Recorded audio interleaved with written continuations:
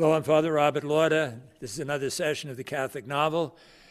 Today we're talking about a terrific novel, Morris West, The Devil's Advocate. Let me say right away how much I'm enjoying doing this series. A number of these books I read many years ago. Devil's Advocate I read about, believe it or not, 50 years ago. I read it in kindergarten. I'm only kidding.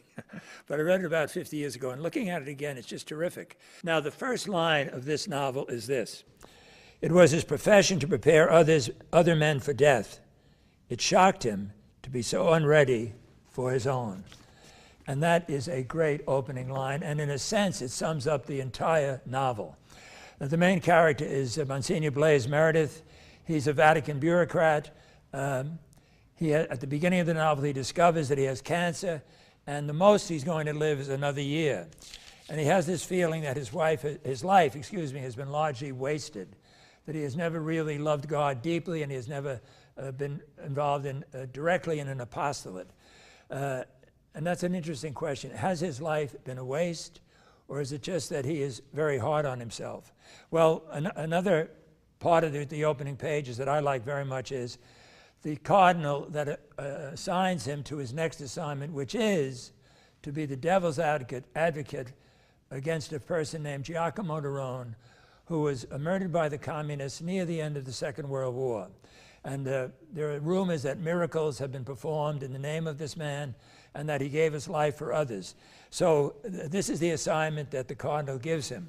And I want to read to you this really touching talk that the cardinal gives to him. The cardinal has perceived that Blaise Meredith, and of course his first name Blaise, the Monsignor's first name Blaise, is ironic because he's not on fire.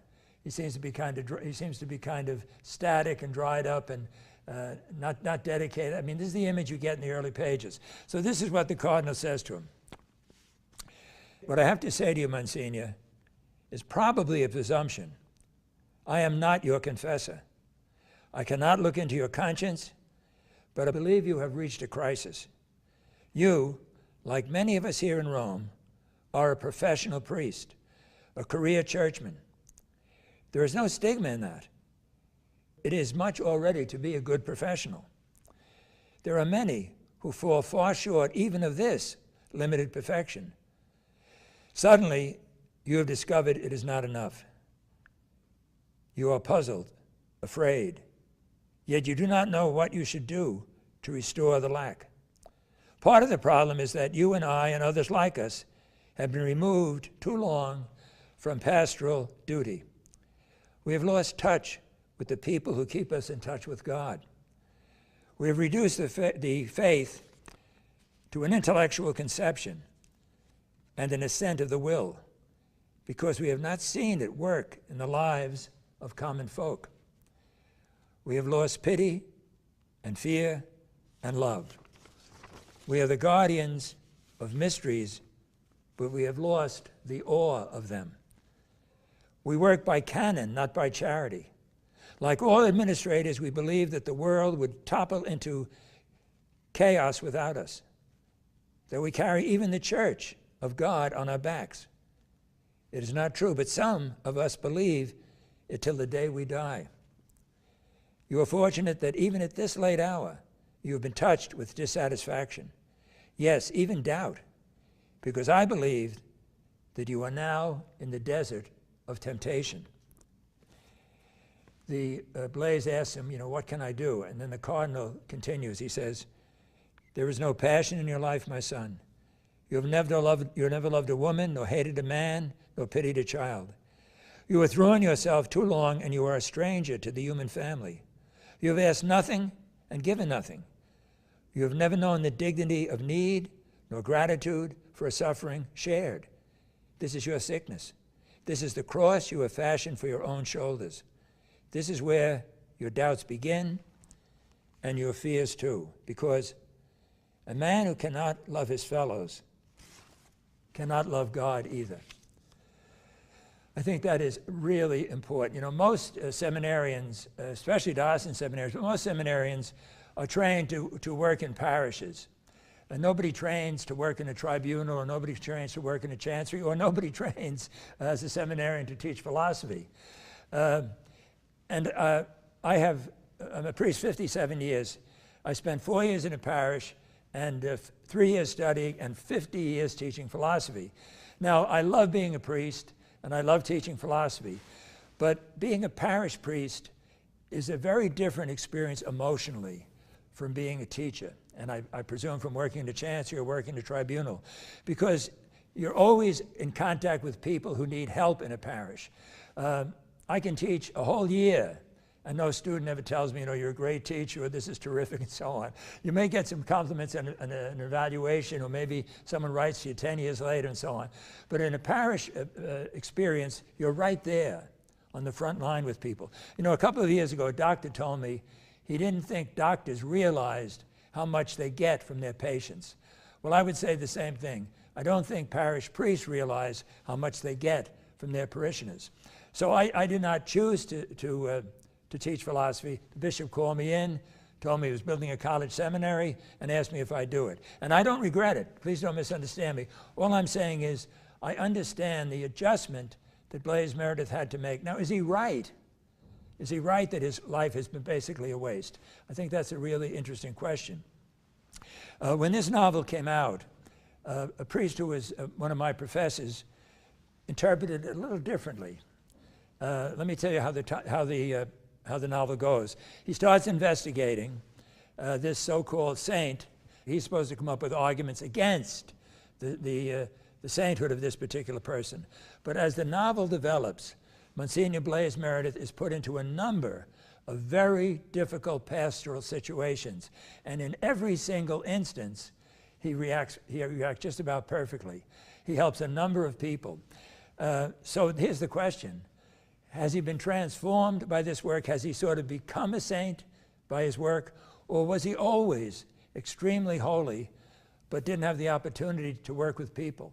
Well, this professor of mine, who was a teacher, took the interpretation. He was always holy.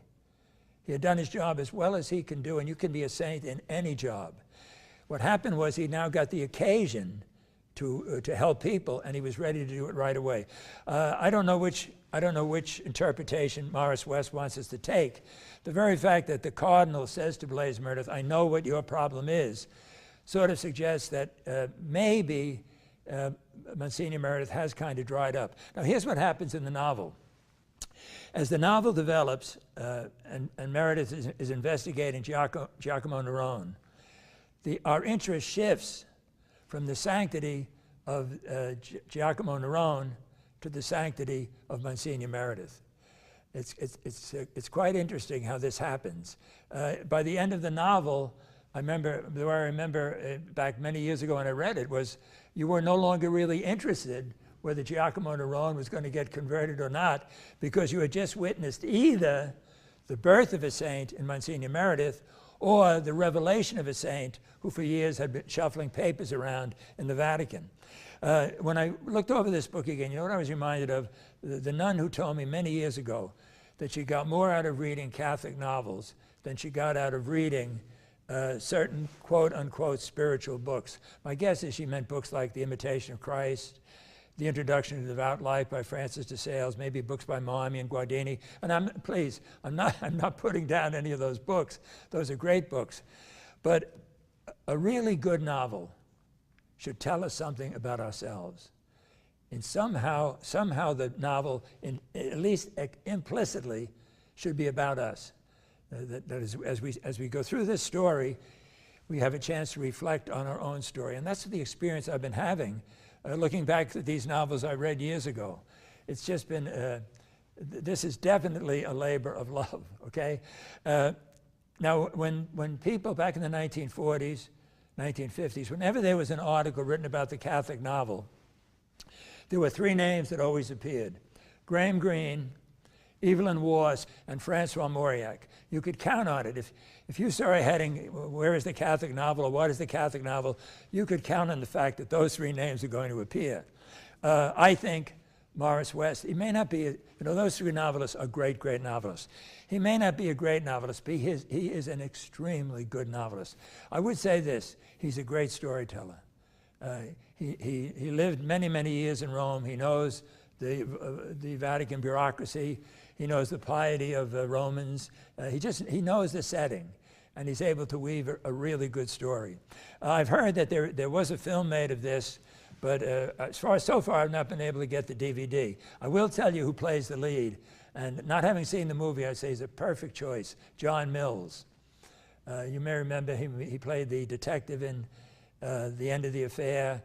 I guess John Mills's main film was Great Expectations, when he plays the lead, the hero in Dickens' novel. So I'm still hoping to get a copy of that novel because of that film, excuse me, because I know when Devil's Advocate came out, a number of people were interested in filming it, and I was delighted to find out that someone did.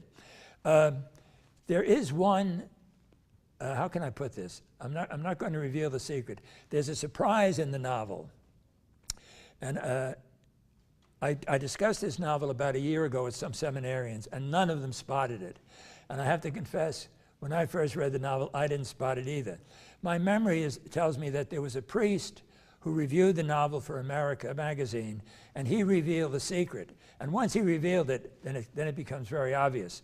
Once again, my memory may be playing tricks on me, but I think Morris West wrote to the priest and said how much he appreciated his review, and that the priest was one of the few people who spotted this kind of secret, this kind of surprise that's sort of buried isn't quite the right word, but it's not emphasized. It's only when you get it and you look back, and then it becomes very obvious. Now I think that's a sign of a great storyteller. You know, I know now when we read reviews of books or films, they often say, you know, it's a spoiler alert, because they don't want to tell you how something ends.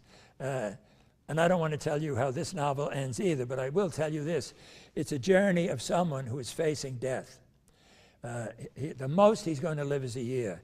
And that's why that opening line is terrific.